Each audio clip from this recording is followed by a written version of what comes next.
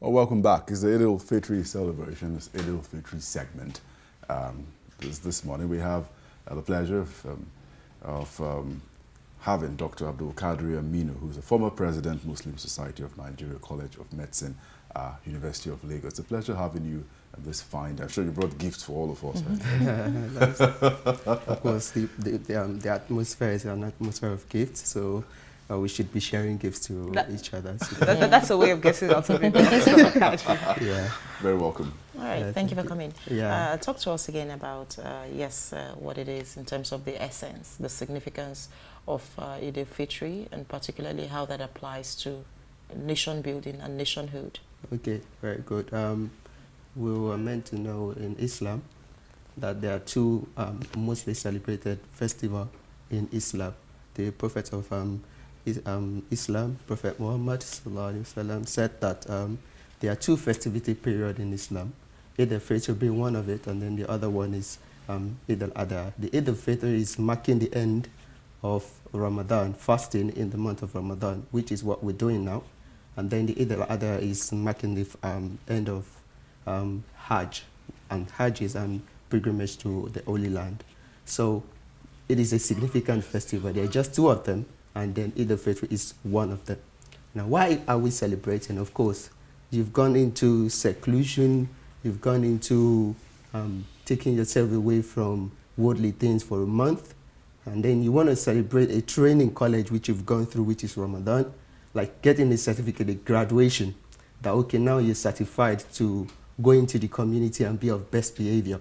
And so we expect that Ramadan, which is supposed to be a training school for Muslims, should assist with building the nation in terms of giving them morals, teaching them things that they are supposed to do for the rest of the year before another Ramadan comes.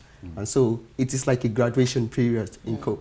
So that is what the celebration calls for. Okay, let's talk about the month of Ramadan and what Muslims tend to abstain from in that month-long fast. It's a tedious one. You're fasting for one whole month, and there are guidelines as to how Muslims should comport himself in the 30 days. Yeah, the essence of the fasting is not just to abstain from eating, because even from the root word of the word fast, which is sawma, in Arabic language, is to abstain. And so when you're abstaining, you can abstain from several things. You're not just abstaining from eating. But eating is also key component. Yeah, it's key component, because of God wanted us to know how people who are less privileged feels about not having something to sustain them. So you should feel that part of you if you have been, getting all your sustenance right from childhood, and you never had this test of, oh, I lack something. So that is going to, be imbibed in you through the month. And then most importantly is the word abstaining. So you're abstaining from so many things in that month, things that you would normally be doing, things that are not supposed to be done by Muslims.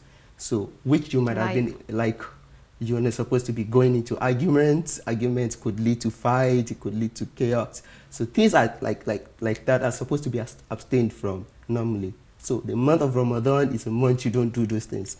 So you abstain from them, you abstain from things, you be of best morals. So that's the word, that's what the month of Ramadan is for. I know that a number of rituals which usually will go with the celebration of the festival, yeah. About the number of days. First of all, we had to know the moon when it was going to come out. Yeah. I also know there's talk about forgiveness, animosities to people, and people who may have offended anyone during this period. Muslims are encouraged to forgive. Give us an idea of beginning from the sighting of the moon, exactly what was it all about, and to the events that will happen, even to the open events that will be happening at praying grounds today. Okay, good.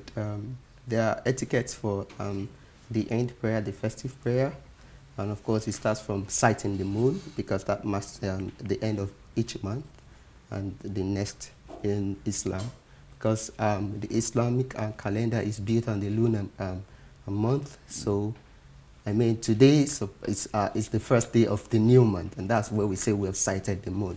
And so what is expected of a Muslim is to take to some of the teachings of the Prophet ﷺ for the month of Ramadan. After the month of Ramadan, what the end is supposed to be. first and foremost, you're supposed to engage in purification because, of course, they say this cleanliness is next to godliness as it's supposed to be. And then so one of the key significance of today is to engage in purification. You're supposed to take a special bath today as a Muslim, which is compulsory on every Muslim to take a bath. And after taking such bath, you're expected to eat before going for Eid of engaging fasting for a whole month. So today you're expected to be happy. You're expected to eat to the Eid prayer. So when you get to the Eid prayer, you offer two prayers to mark the end of the fasting period. So these are the significant, things that happen at the Eid day. And after then, you can then go for celebration, which I know most likely is what is most likely popular amongst us to know. Okay, after the Eid, we're gonna celebrate. So. All right, tell us something about the virtues and indeed the values that should come with the fasting, the Ramadan, the entire period in terms of going beyond the season, because I'm sure you're familiar with comments from prominent Nigerians, the president, leaders urging Muslims and indeed Nigerians to imbibe the values that, of course, Ramadan teaches. Let's look at that because it's critical for nation building, it's critical for peaceful coexistence, even with Muslims and other people of the other faith. What do you think is the significance of really going after the Ramadan to, imbibing on a daily basis these virtues? Okay, thank you. Considering what I said earlier about Ramadan, likening Ramadan to a training school, is supposed to equip you with some relevant skills that after then you should be able to use. And so some scholars of Islam would say you measure your success of Ramadan by having to do those things you've been able to learn in Ramadan after Ramadan. And that is the success of Ramadan, if you want to know your Ramadan is successful. And so what are the things you've been engaging in during Ramadan? Those are the things you're supposed to continue after Ramadan. So you're supposed to continue your good deeds after Ramadan and drop the bad ones that you had before Ramadan, after Ramadan. So you can continue to mention them. And then one significant thing about Ramadan is that Allah subhanahu wa ta'ala revealed the Quran, the holy book during Ramadan. And it's a significance of knowledge during that month. So it encourages Muslims to seek knowledge. So as Muslims, you should continue after Ramadan to seek further knowledge, because when you have inadequate knowledge, you won't be prone to dogmatism, you won't be prone to chaos, you won't be prone to arguing blindly and then going to unnecessary fight and things like that. So it's supposed to assist you to maintain peace after the month, having adequate knowledge, knowing what is right from what is wrong. And that's the significance of the Now, month. if it so happens that in this fast, a faithful doesn't participate, are there consequences? Yeah, this fast is compulsory on everybody once you're matured. What's the age of maturity? Age of maturity is the pubertal age in Islam. So once you approach, puberty, yes, Yeah. post-puberty. Once you have gone into puberty, then you are assumed to be matured in Islam. So you are expected to fast. Yeah, so once you're at that age, you are expected to fast, except God has given some conditions when you can leave fasting, which are when you are on a journey, you're in transit, you're traveling, probably traveling out of the country at a particular period when the fasting is going on, then you can leave the fasting, because you don't want to take fasting with stress. So the religion is so considerate on people who are traveling and also people who are sick. So these are significantly left out. These people are significantly left out of fasting. But outside this, every other person is expected to fast. And then you wouldn't even want to leave fasting when you see other Muslims fasting. I can tell you, because of the bond that is in Ramadan. But perchance you left out fasting for God knows the reasons. There are some consequences for it. And these consequences are even consequences that are, good enough to encourage you to feed people. So one of those ways by which you can pay back for it is to feed other Muslims who are fasting, just to encourage them, to show that you have learned from the month. You are not just living out the fast because of nonchalant attitude. So it's encouraging. Even the price you have to pay is to show that you are in the spirit of Ramadan. So, of course, one of the other important aspects I've found about the Eid celebration had to do with the wearing of new clothes. So I see a lot of people bring out new clothes and all that. But away from that, looking at some other issue, only a couple of days ago, the suicide bombing attacks in Medina, close to the Prophet's Mosque.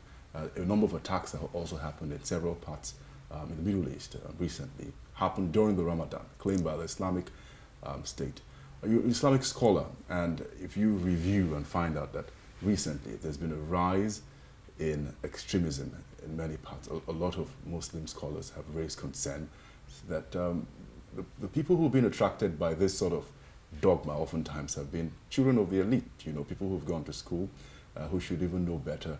What's happened? Is there some disaffection with the way the messages are churned out in the mosque, or people have to find new ways of getting in touch with people who suddenly want to change in how the system is? Okay, thank you. Maybe I should just quickly put this in. Go ahead. At least the last I read of what happened in Medina was the fact that there was a gas cylinder explosion, Okay. which really, of course, the earlier news that came out said that probably it was a suicide bombing, but later we heard it was gas cylinder explosion. But going back to your question of rising terrorism or rising killings around the Muslim world, I would want to say that terrorism is a general problem in the world today, and you and I should tackle it by being of best behavior and being tolerant to each other. It doesn't have to really do with religion, because I don't think, as my knowledge would take me, any religion would want to celebrate terrorism, including the religion of Islam. So I think that's just it. But going about the way people learn now, I think it's more of individual perception. I don't think that, just like I said, that any religion would teach you to go and fight your fellow Muslims. Significantly, in the month of Ramadan, you are forbidden to fast. I mean, to fight people during the month of Ramadan. So you say okay. When the Islamic State, for example, says things, we're speaking on behalf of certain Muslims and all of that. Yeah. Is there enough condemnation from the Muslim world saying these guys, even though are beginning to use social media, a lot of new media tools, misrepresenting the facts?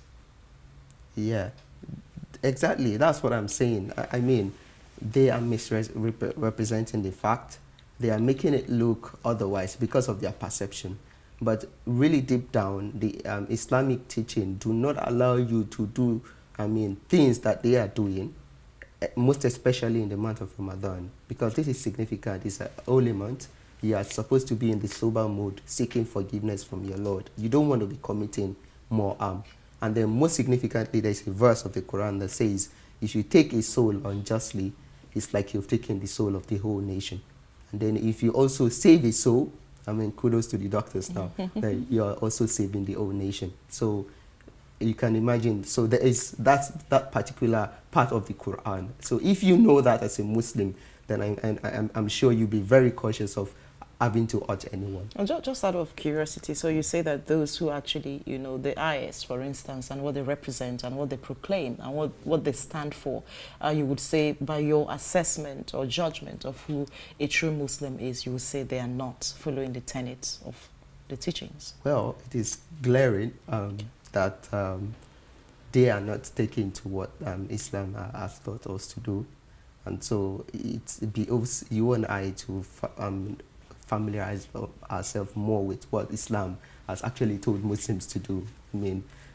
Do Muslims actually believe in things that they are doing, or does Islam actually teach us to do those things that they are doing? I think that will answer the question. Wow. Yeah. Well, talking about duties that we have, let's come back home to Nigeria and see the duty of every Nigerian. Yeah. In Nigeria, we've seen ethnic divide and religious divide.